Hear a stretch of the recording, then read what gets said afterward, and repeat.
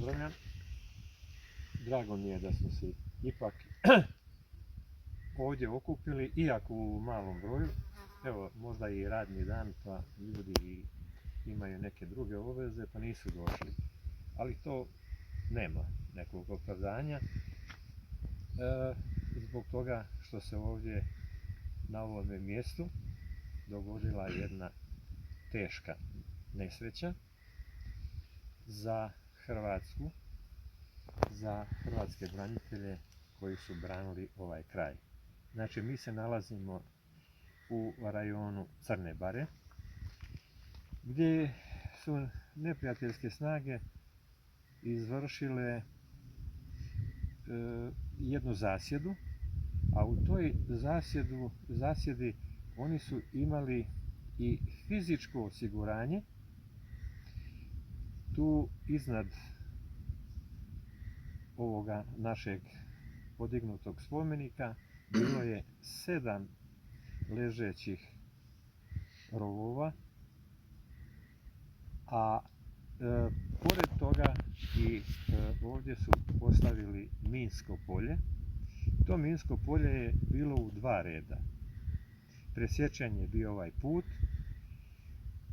i na tom putu su oni čekali da dođe autobus pun hrvatskih vojnika iz Požege, koji su trebali zamijeniti osiguranje koje se nalazilo na Brezovom polju na Tornju. Međutim, prije nego što je kamion, odnosno autobus došao, upućen je sa Brezovog polja jedan kombi sa 6 naših vojnika, koji je aktivirao prilikom dolaska ovdje na ovo mjesto, aktivirano je samo jedno polje. Drugo polje nije aktivirano iz razloga što je bilo neispravno u samom tom sustavu aktiviranja. Evo, sa nama je i gospodin koji je razminirao ovo, kasnije razminirao ovo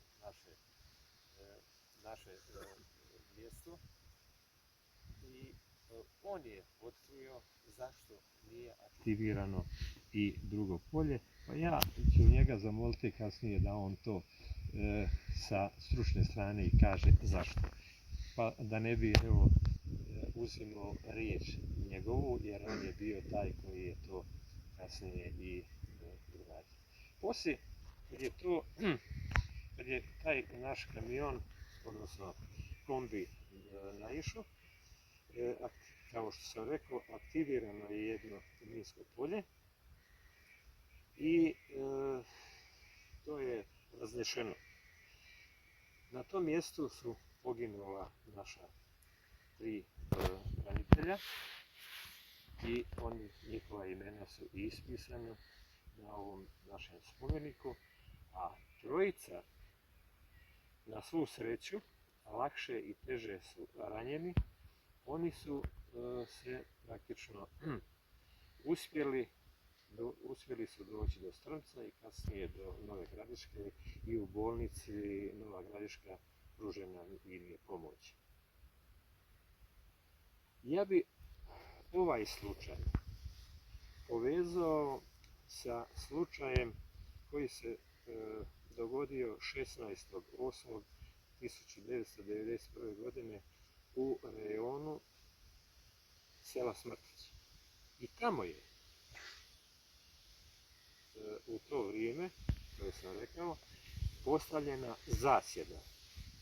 Ona nije bila sa eksplozivom, ali je bila stručno napravljena tako da su upotrebljena djeca koja su se praktično nalazila na toj raskrsnici od Smrtića i Gornjih Bogićevaca. Znači, za ono što je eventualno, još nije to točno utvrđeno, poginulo u tom dijelu je manje poginulo nego u ove dvije zasjede. Želim kroz tu usporedbu nešto da aktiviram možda i našu savjest, ne nas koji smo došli ovdje, nego oni koji obnašaju određene dužnosti.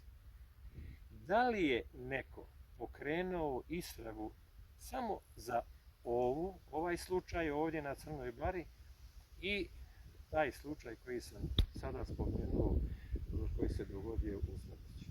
Ja koliko znam nije činio, nego oni ljudi koji su se nalazili u tom kraju.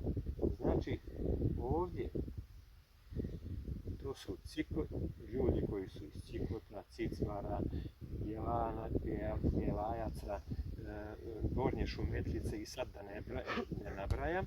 I to se vidi i po ovom eksplozivu koji sam ranije već rekao odakle je. Znači nije bio eksploziv koji koristi vojska, nego taj eksploziv je bio koji se koristi u rudarstvu. Također, onaj slučaj koji sam naveo u Smrtiću, isto su to uradile ljudi, osobe iz tog kraja. Pa možda i oni žive sada, vratili su se i žive u svojim kućama. Pa dajmo, neka se ispita ko je to uradio. Može još samo jedno pitanje. Vezano za uviđaj su došli 2 inspektora, možete odmah reći. Srpske nacionalnosti, iz MUP-a. Da. Imam ja i zapisano ovdje, samo da... Znači, hvala na ovom pitanju i to sam mislio red, zato imam i zapisano. Znači, poslije ovoga što se dogodilo, tu je toliko taj eksploziv bio ipak jak, jer je velika količina bila, da je s ovih obližnjih bukava granje palo i zatvorilo je ovaj put. Znači nije se moglo proći dok se to ne raščisti. Nakon toga je došla naša jedna manja postrojba i sa Brezovog polja i osiguravala je ovo mjesto, sve dok nisu došli ova 2 inspektora. Jedan se zvao Milorad Vukelić, a drugi Rade Kukić. Ne treba vam govoriti ko su oni. Nakon par dana napustili su policijsku postaju i otišli su. Znači, znali su i oni ko je to uradio. I došao ovdje, ko što je poštovani prijatelj rekao da je ovdje bilo sve posuto od lišća i grana drveća. Jer praktično morao sam ići rukama pipat da bi došao do tla i da bi pronašao tu minu koja je zatajala. Ovdje, tamo negdje kod auta, možda malo dalje, su bila 2 policajaca. Ja sam razmišljao šta da radim, jer u tom momentu nisam baš imao ni puno vremena razmišljati. Ja sam ih počeo pitati kako se zove, oni su promrljali, ja nisam znao šta je, ja sam rekao možda glasnije. Kad su oni rekli glasnije, onda sam po imenima ustanovio ko su. I onda sam, trojica su mene pratila, inače od odašiljača, ja sam išao cestom, oni su me pratili. I onda sam ja obišao njihovu trojicu, oni su bili ovdje iza Bukala.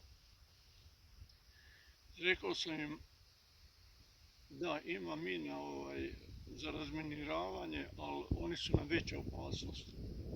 Na svaki sumnjivi pokret morate reagirati. A već kad sam odmah krenuo, izabrao sam ljude koji su bili od akcije. Ta mina je da skratim priču. Ozgor je bio, gledajući iz ovih bukala sa ovog brežuljka, je bio električni detonator koji je spojen na brzogoreći štapin, a brzogoreći štapin je bio spojen sa detonatorom broj 8. Ja sam tu minu razminirao, izvedlo negdje oko 23 kg eksploziva je bilo. Kad znamo da je protivtenkovska mina 7-8 kg, onda možete misliti koja je to snaga. Mi smo to završili, u tom momentu su naišli i naši cvjena sa odašiljača i mi smo otišli u Požegu i već sutradan smo bili opkolili vojarnu. Da bude nakon 2 dana se predala. Hvala lijepo. Kolega Mandić toliko trudi da se ovaj dan ipak ne zaboravi datum. Mi jesmo to jutro kad smo razmišljali ići kući, znamo kako je bilo, to je bilo toliko organizirano koliko smo mogli sami se organizirati. Nakon 14 dana, 15 sam ja išao prvi put kući vidjeti svoju ženu i djecu. I nismo imali prevoza gore, nego smo čekali ko će nas povesti od ozgo, da li je to hrana, da li je to smećara, da li je to zapovjednik, bio onda je Sokić, Pokodušin, on je poginuo isto umro. I onda nam je došla hrana sa tim blindiranim kombijom, što nas je svaki dan dovozio hranu, vraćao nazad i tako. Onda smo se mi sa njim poslužili da bi se povezli do Strmca, do Cernika, negdje pa svako svojoj kući. I sutra bi se s njim vraćali nazad. Taj dan htjelo nas ići puno više, ali je moralo ostati gore ipak neko osiguranje koje smo mi imali dužnost da zaštitimo taj naš odašiljač rele, da ne bi došli ipak ti naši neprijatelji što su mi njih zvali taj puta, da ne bi oni uzeli taj odašiljač, inače ne bi imala cijela ova istočna Slavonija vjerovatno nikakve komunikacije, bio bi srpski radio, isto kao što sad Putin zabranjuje svojima da emitiraju istinu, tako bi se desilo i kod nas da nas nije bilo tu. I mi smo krenuli s tim kombijom, kažem, još su dvojica sjela u njega, iako smo rekli ne možemo ići toliko. Trojica smo sjeli napred, trojica od zada, dvojice smo izvadili odmah na kapiji van, znači njih dvojica bi poginuli sigurni s ovom trojicom što su bili raznešeni i uputili smo se tom cestom, prtenom, kojom je bilo jako teško uvijek voziti, trndalo se, rondalo se i tako. Da bi došli do ovoga mjesta ovdje gdje je sad, tu je njemu malo kombi auskog bio loši, tako tuko. I odjedanput se desilo nešto što nismo mi bili svjesni šta se desilo. Kad smo mi sami, ja sam prvi, mogu reći, pomislio, pa koja budala sad krene, zašto nas je stumbo?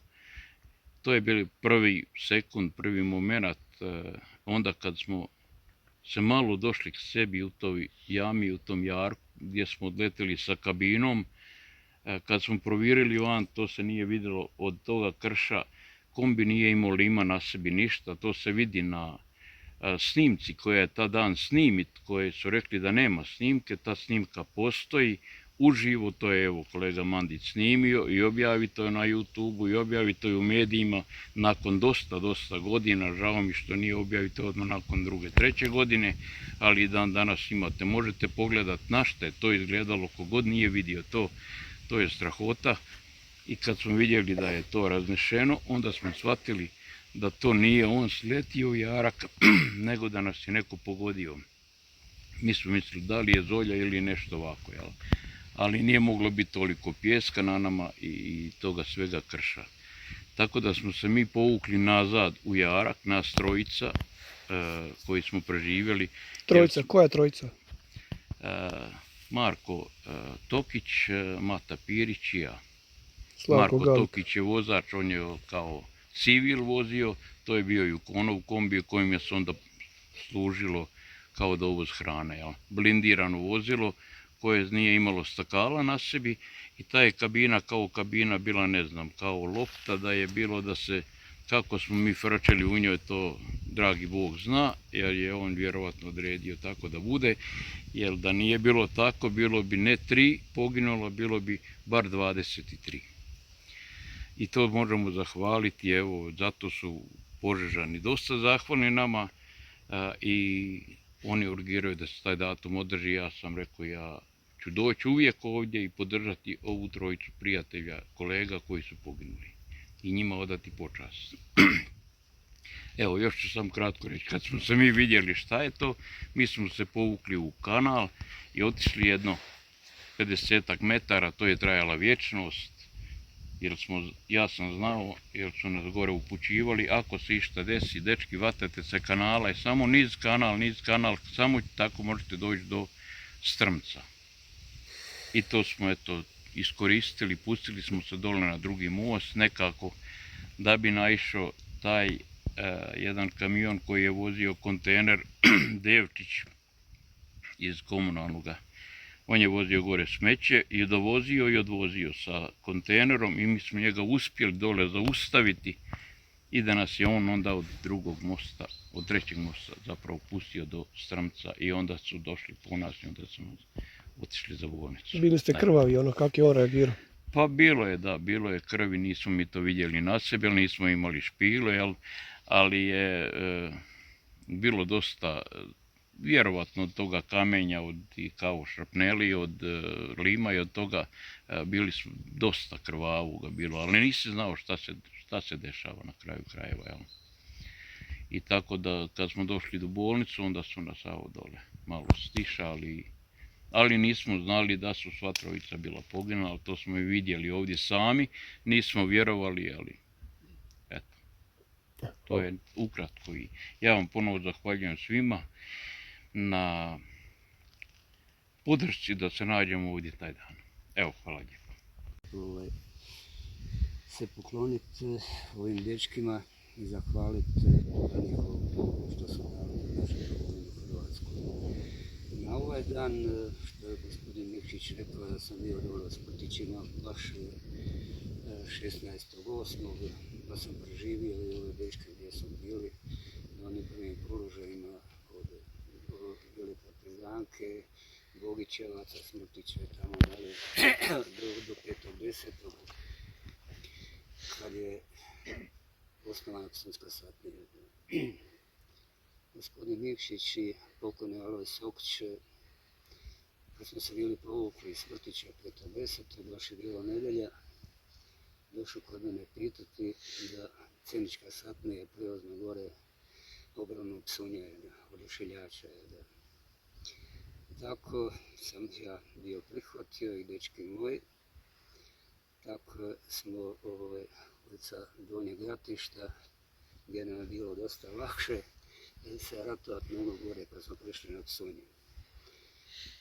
Na Psunju je to dosta teže, jer ne znaš iza svake bukve, svakog zavoja, hoćeš naići na snajperski metak ili nekakvu minu.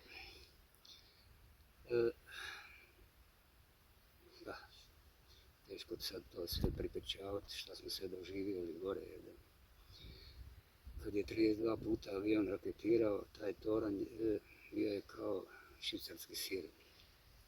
Izbušen, samo što nije pao, ali smo ga branili. Cijela istočna Hrvatska imala je vezu i pola Bosne i sve do Zagreba. Da je toliko bio važan objekat. Ovo sve što se rekao usput, imam još jedan spomenik našem Tomislavu Vodaniću koji je isto tako poginuo iz jedne zasjede 3.11.1991. Isto tako mučkrila zasjeda i samo je on bio poginuo, a moglo je dosta ljudi poginuti, pa sva sreća je. Onda idemo sada gore do samog Odašiljača, gdje smo isto 15 naših bojovnika koje je poginulo braneći taj objekat jedan. Taj spomenik smo podigli sami, mi branitelji, kako smo zamislili. Dole postolje dok bude protivtenkovska mina, malo uz visina, i gore dio smo prvo zamislili protiv pješačku odskočku minu.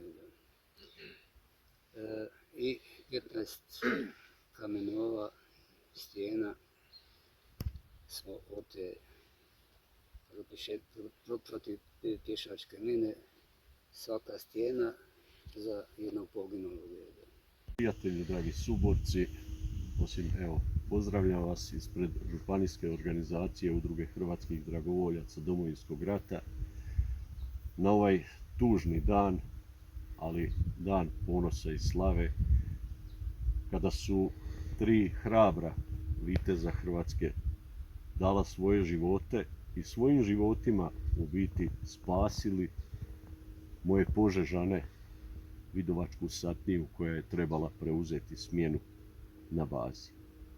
Njihova žrtva ne smije biti zaboravljena. Meni je drago što sam danas ovdje, nije mi drago što smo u ovako malom broju. Iskreno želja mi je bila susresti se sa obiteljima ova 3 viteza. Nažalost, kako vrijeme odlazi, nas je sve manje. Domovinski rat pada u zaborav. Mladima ne prenosimo, barem ne dovoljno, da li kroz obrazovanje, da li kroz naše svjedočenje. Ne prenosimo im dovoljno istine o Domovinskom ratu. Njima, nažalost, to nije interesantno. I to je ona poruka koju želim i poslati sa ovog mjesta. Ne zaboravimo vitezove koji su dali svoje živote da bi imali lijepu našu. Ja vam se još jednom zahvaljujem i u ime svih